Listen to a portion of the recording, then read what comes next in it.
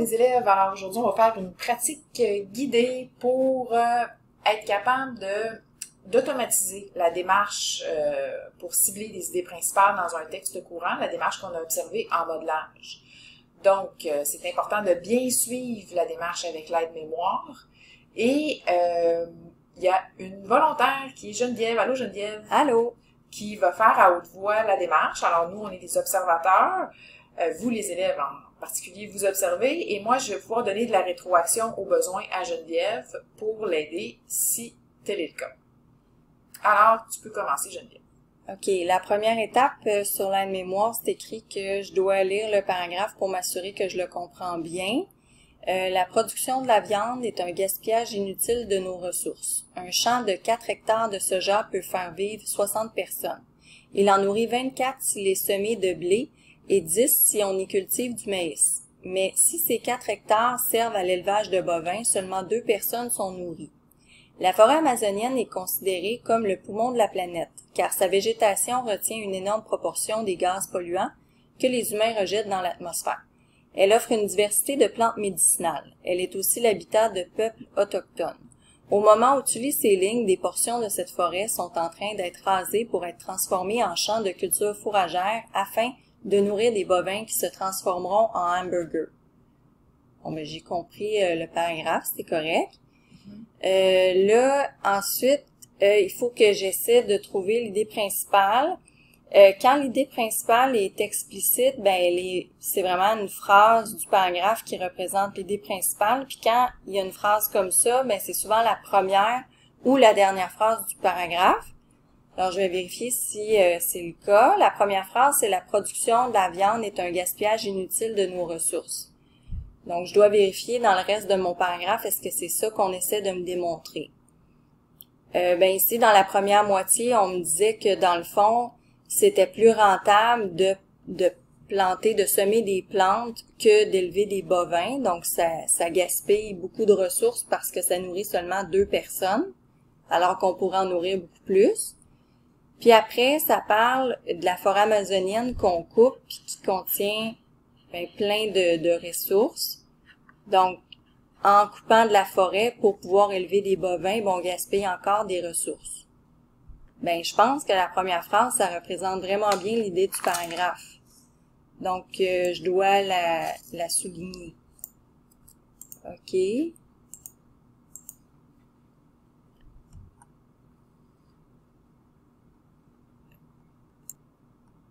OK, donc là, je peux faire le deuxième paragraphe. Donc, je fais la même chose, je lis pour m'assurer que je comprends. Si tu as déjà eu un animal de compagnie, tu sais que les animaux ont des sentiments. Ils sont parfois heureux, tristes, excités ou effrayés, tout comme les humains. Pourrais-tu manger ton compagnon? Y a-t-il une différence entre les sentiments des animaux de compagnie et ceux des autres animaux domestiques? Souvent, ces animaux abattus pour produire de la viande sont élevés dans des conditions horribles. Ils sont emprisonnés dans des cages minuscules où ils souffrent et sont malheureux. On les gave d'antibiotiques, d'hormones, de stéroïdes et d'autres drogues que nous absorbons ensuite dans la viande que nous mangeons. Bon, c'est correct, je comprends. Donc là, je sais que la première étape, c'est de vérifier si la première ou la dernière phrase du paragraphe, ce serait l'idée principale, mais j'ai pas l'impression que c'est ça. Mais je sais pas qu'est-ce qu'il faut que je fasse. OK. Pourquoi tu dis que tu n'as pas l'impression que c'est ça? Ben, c'est parce que dans la première phrase, ça dit que les animaux ont des sentiments, mais quand on continue à lire le paragraphe, à un moment donné, on parle plus des sentiments des animaux, on parle de comment on les maltraite dans les usines. Fait que ça peut pas être l'idée principale. OK. Puis là, ben, je sais pas trop comment faire, là. Puis là, quand on cherche la phrase pour l'idée principale, est-ce que c'est toujours la première? Non, des fois c'est la dernière. On les gave d'antibiotiques, d'hormones, de stéroïdes et d'autres drogues que nous absorbons ensuite dans la viande que nous mangeons. Bon, ben ça n'a pas rapport avec les sentiments du début, fait que ça parle comme d'une autre affaire. Donc, si tu retournes dans ton aide-mémoire, quand il n'y a pas une phrase qui est capable de reprendre l'idée principale au complet du paragraphe, ni au début, ni à la fin, qu'est-ce qui se passe? Ah ben ça veut dire que mon idée principale est implicite, n'est pas vraiment nommée. Ça dit que il faut que je sélectionne des mots-clés puis que j'écrive moi-même mon idée principale dans la marge. OK. Ben là, dans le fond, je l'ai dit tantôt, au début, ça parle que ça dit que les animaux ont des sentiments. Puis ça parle de s'il y a une différence entre les animaux de compagnie puis les autres animaux, en fait. Mais dans le fond, il n'y en a pas. OK. Puis après ça, ça parlait des conditions horribles dans les usines. Ils sont emprisonnés dans les cages minuscules. Ils souffrent, les animaux, puis ils sont malheureux. Puis la dernière phrase, ça revient beaucoup aux conditions horribles, là, fait que je soulignerai rien. OK, là, faut que je formule moi-même mon idée principale. Donc, puis comment t'as fait avant pour choisir ces mots-clés-là? Tu sais, quand on dit oui, il faut choisir des mots-clés, qu'est-ce qui t'a guidé dans ton choix? Ben, d'habitude, dans la première phrase, c'est quand même quelque chose d'important qui est dit, là. Fait que j'ai comme repris l'essentiel de cette phrase-là. Après ça, ben, j'ai rien pris parce que c'était des exemples de sentiments. Fait que je sais c'est quoi des sentiments, là. J'avais pas besoin de ça. Puis là, ici, ben, pourrais-tu manger ton compagnon? Ben, tu sais, ça faisait plus référence à nos sentiments à nous, comme humains. Fait que ça parlait plus trop des animaux. Puis là, ben, ça, je trouvais ça important de dire qu'en fait, ben, il n'y a pas de différence entre les animaux de compagnie et les autres animaux. Ils ont tous des sentiments, c'est ça. Puis, ben, c'est ça, les conditions horribles, ben, ça résume bien ce qui est dit après, parce qu'on parle des cages minuscules, ça fait partie des conditions horribles. Puis, les gavés d'antibiotiques, puis d'hormones, puis de tout ça, ben, ça aussi, c'est des conditions horribles, fait que je l'ai pas souligné.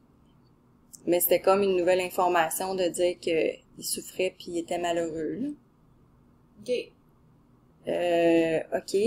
Donc, si je reprends mes mots-clés, ça dirait, ben, tous les animaux ont des sentiments. Et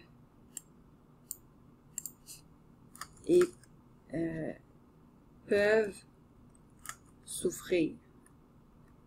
Donc, c'est ça, c'est pour ça qu'il faut pas les tuer, il faut pas les manger. Fait que je pense que ça amène bien l'essentiel, je pense. C'est bon. Puis quand tu regardes ton mémoire, est-ce que tu as l'impression que c'est complété? Ben oui, quand ça disait que si c'est une idée principale explicite, il faut que je surligne la phrase. Puis quand c'est implicite, ben il faut que je mette en évidence des mots-clés, puis je mette mon idée principale dans la marge.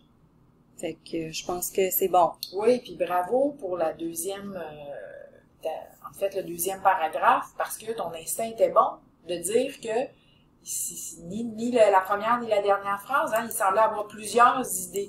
Donc, quand tu es allé chercher tes mots-clés, tu es allé chercher des idées qui tournent autour d'une idée qui semble justement plus générale, qui semble se répéter. Donc, tu es allé cibler les bons mots-clés pour réussir à écrire ta phrase dans la marge là, qui reprend l'idée implicite. Donc, bravo! Merci!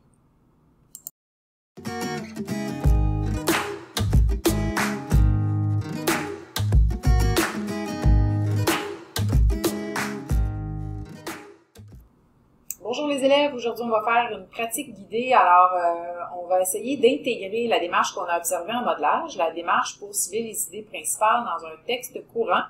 Et on a une volontaire, allô Geneviève? Allô? Pour faire la démarche à haute voix. Vous les élèves, vous observez, vous avez la démarche sous vos yeux et moi je vais intervenir au besoin pour guider Geneviève. Donc, t'es prête Geneviève? Oui. Alors, tu peux commencer à lire le premier paragraphe. La production fourragère afin de nourrir des bovins qui se transformeront en hamburgers. OK. Donc, si tu te rappelles, hein, il y avait des idées implicites ou explicites, ça se peut. Tu te rappelles-tu de ça? Oui. OK. Donc, ici, on a une idée explicite. Donc, il faut que tu trouves une phrase qui reprend l'essentiel du paragraphe au début ou à la fin. Est-ce que tu la vois? La première phrase, c'est la production de la viande est un gaspillage inutile de nos ressources. Parfait. Tu peux la souligner.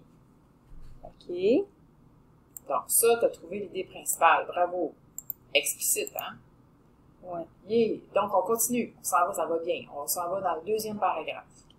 Si tu as déjà eu un animal de compagnie que nous absorbons ensuite dans la viande que nous mangeons.